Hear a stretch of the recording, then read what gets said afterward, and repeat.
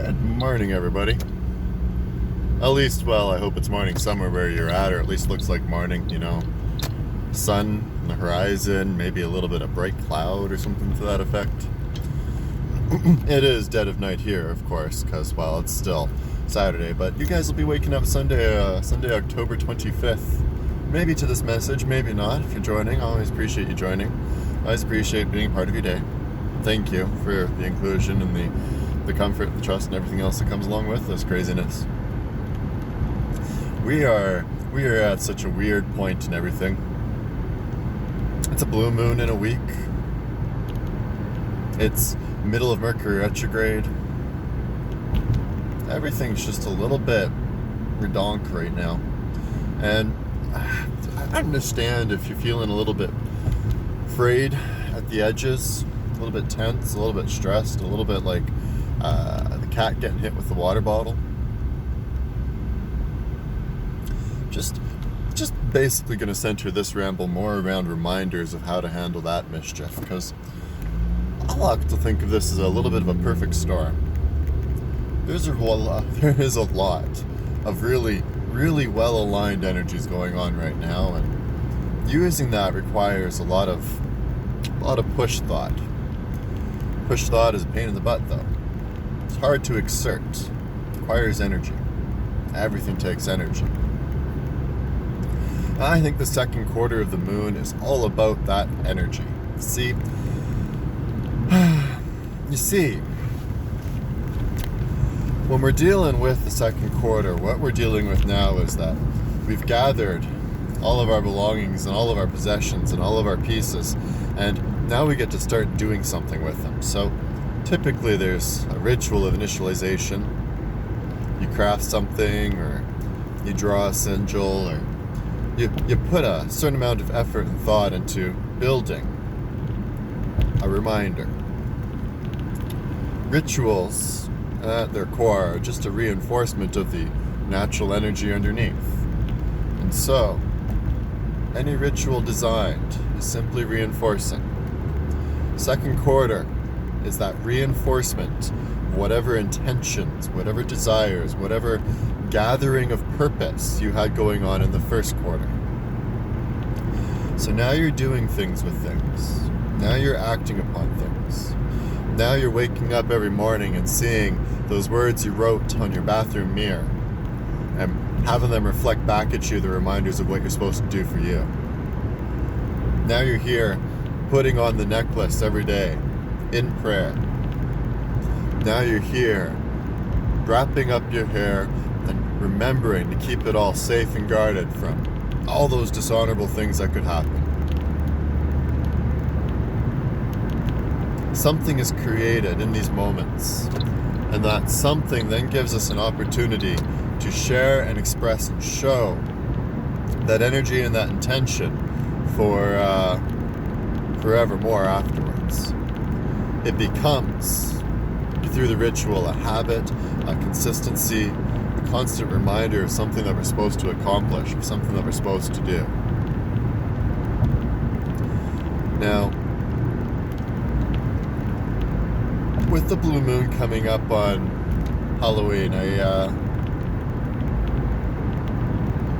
there's a phrase that people will throw around out there, and this is why I love the English language, because the phrase is kind of a catch-all. People like to say portals. Portals, it's such a powerful word, really, when you think of its effort in transformation and movement and stepping from point A to point B. And porticus, that shape that makes a doorway, whatever it may be, that 100% is a similar vibe to what we're dealing with here. See, you got to remember, Samhain, the holiday that's coming up around Halloween, it's officially, I believe, the day afterwards. Halloween being Samhain, and the next day being Saints' Day or something else to that effect. I can't remember exactly how it plays out. I'm going to double check my notes on that for later. Either way, around this time period, the veil between what is your world and what is our world becomes very blurred, very easy to step through. There's some good to this, there's some bad to this. The good to it is it makes spiritual workings so easy, so wonderful. The downside to it, though, is, well, everyone's kind of in a mood. Everyone's kind of in a way. We always are, every year. Every year we always are.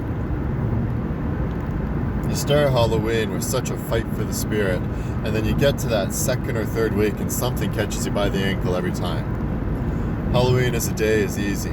Halloween as a season is tough. And here we stand sort of with this extra oomph of a full moon right on the day, with it being on a Saturday. Like, if you stop and think how crazy your circle gets on a regular Saturday night, think how crazy the circles that have an even more depraved concept of sin and debauchery may potentially let themselves go down to. And not in judgment is any of this said. By all means, have your fun. It's Halloween, guys, on a Saturday. For fuck's sakes, it only comes around every 20 or 30 years. I think it's more like 6 or 7, but seriously, it feels like 20 or 30. Enjoy it, relish it, satisfy with it.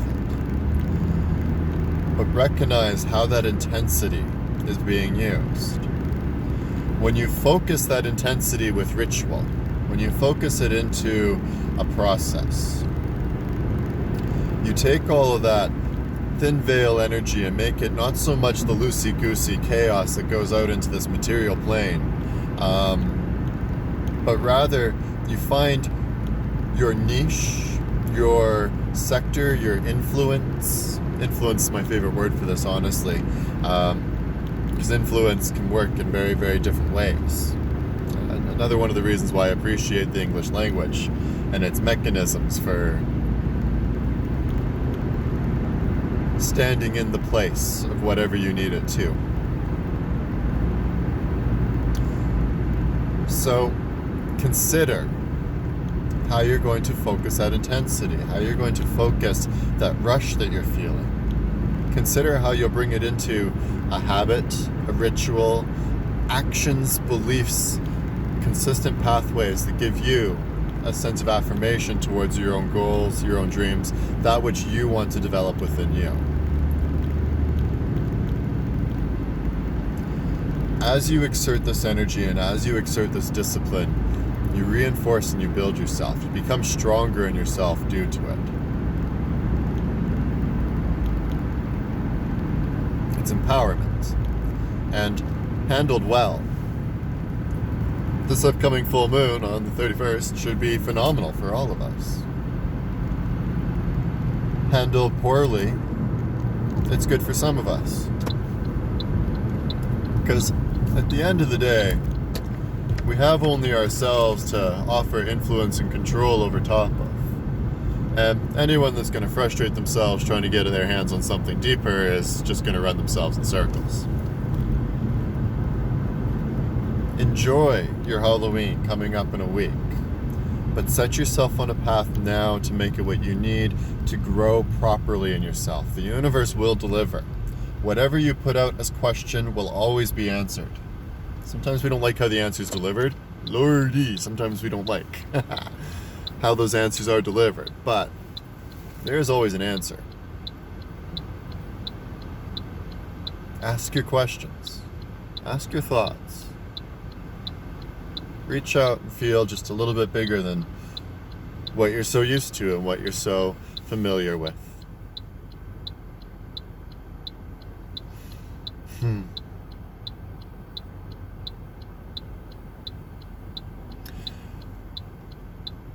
I will try to get all my things kind of rolling nicely here.